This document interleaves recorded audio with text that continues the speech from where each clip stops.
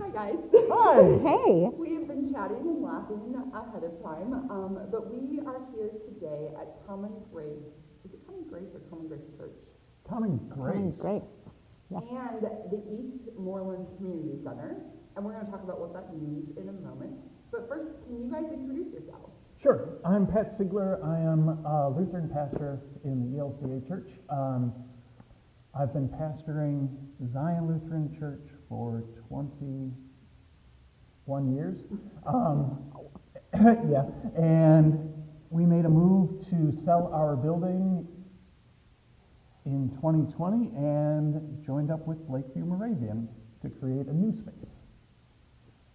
And I'm Stacy Marie C. Wheeler. I am the Moravian pastor part of this equation here at Common Grace, and we federated our congregations, as Pat said, and in 2021 we made that official, and have been on the east side of Madison since then. So talk to me a little bit about that process.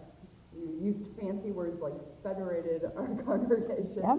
and I don't know if you said, but I always say your church moved in with Stacy's. That's a fair way to put it, yeah. Tell me about that process. Like, where did that come from, and how did that work? Well, it started with, I guess, probably you and me knowing each other for 7 or 8 years and developing a good friendship and relationship with our congregations. And then when Zion realized that they could no longer serve that neighborhood really well, made a decision that the people are more important than the building. And since Stacy and I were already friends, she and I started talking and dreaming, and then brought some of our leadership together to see what that might shake out to be. Yeah. So the churches moved in, but it wasn't just, I mean, sometimes you think, okay, two churches doing a thing, and we're going to just keep carrying on and bring our own stuff together. But it has been much bigger and much more evolving than that, and God is doing some wild things. Can you talk a little bit about what's been happening and where you're headed? Yeah. So we did not just bring our stuff together, right, and each have our separate worship services. We said that if we were going to bring two small congregations together, then we were going to worship together, right? It didn't make any sense. Moravians and Lutherans have a lot in common, have a full communion agreement, and our folks, as Pat said, our folks had worked together in the community before as well. We knew each other as pastors as well. It just didn't seem to make any sense. And both congregations had just made it through COVID, right? And had just done something dramatically different, right? They had gone to all online Zoom services, and they had done it well.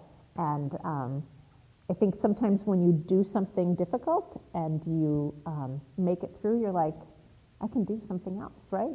You get confidence. And so, yes, right. And so it wasn't just talking about change, they had just done change, right? So they, I think folks were willing to give this a good try and say, yeah, let's not just do this incrementally, but let's put us all together and see what happens.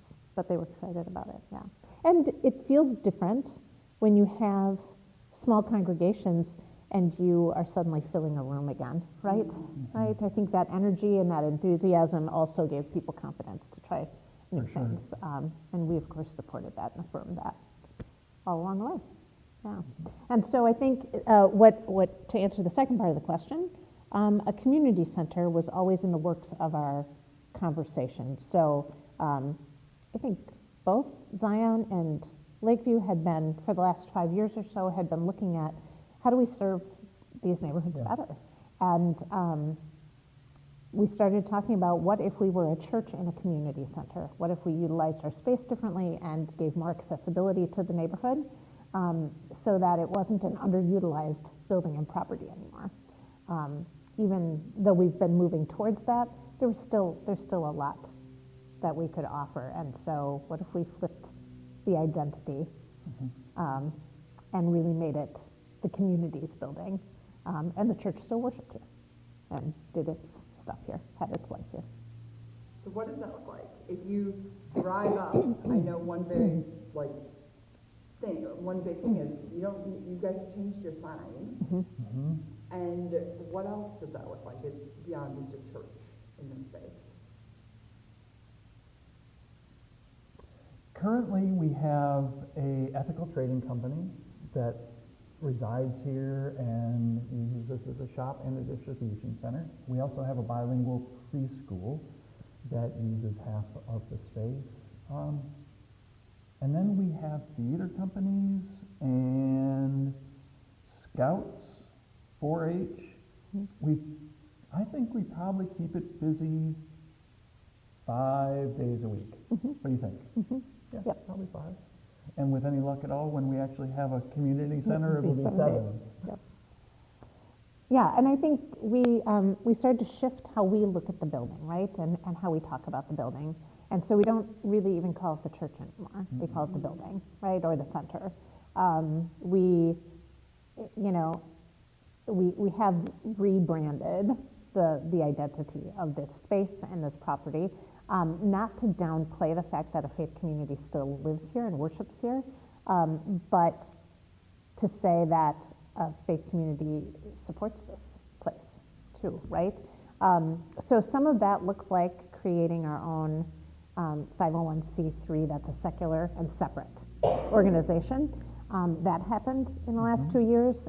So Eastmorland Community Center is already its own nonprofit with its own board that is not run by the church. And Pat and I both sit on that board, but we're the link between the church and the currently and the community center.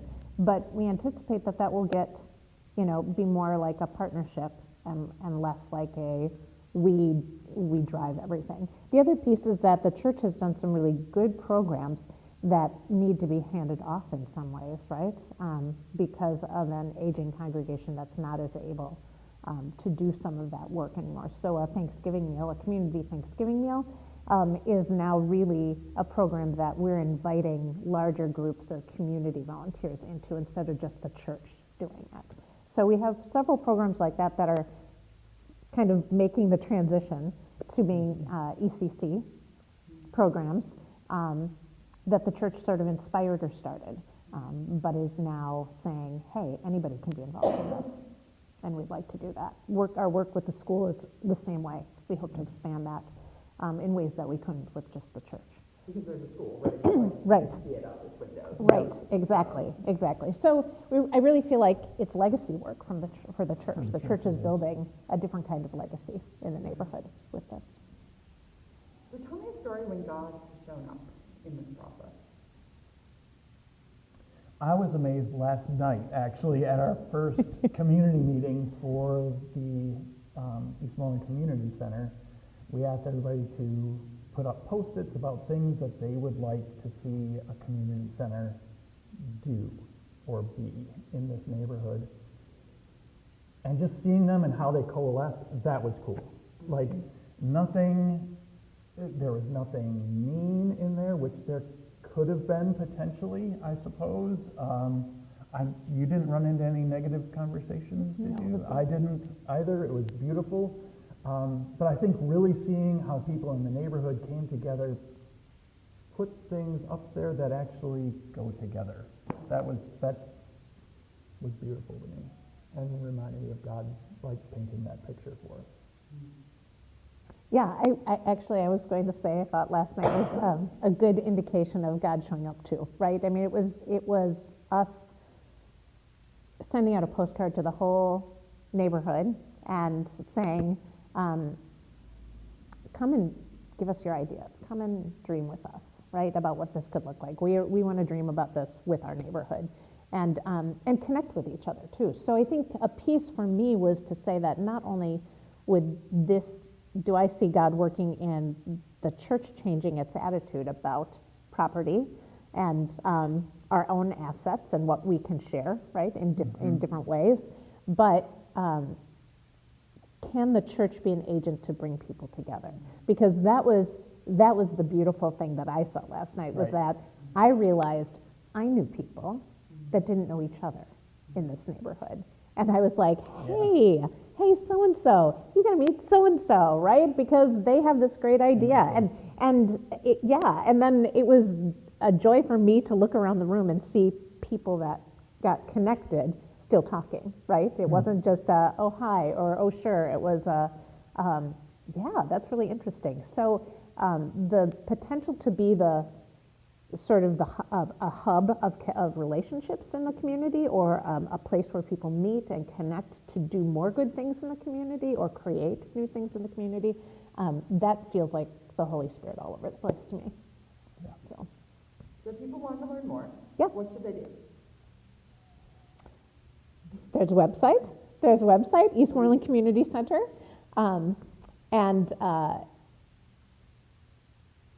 yeah, I mean, they can definitely look at the website. The website is kind of basic at this point, but that's a good place to start, right? It will tell you a little bit, it'll kind of just reiterate some of what we already talked about, but Facebook will have more, regular updates, and again, Eastmorland Community Center, or Common Grace, either Facebook page would give a sense of what the worshiping congregation is doing or what the community center is doing. So those are two good ways to start with. And Eastmorland doesn't have an Eastmorland, it has one E Or- at the well, beginning. No. Doesn't have a Right. second E, right? At Yes. some point in East- some time, they forgot the Yes. E and more. Yes, East Morland, right. Yes. Awesome. Well, thank you so much. Thank Yeah, you. thanks for Appreciate your it. interest.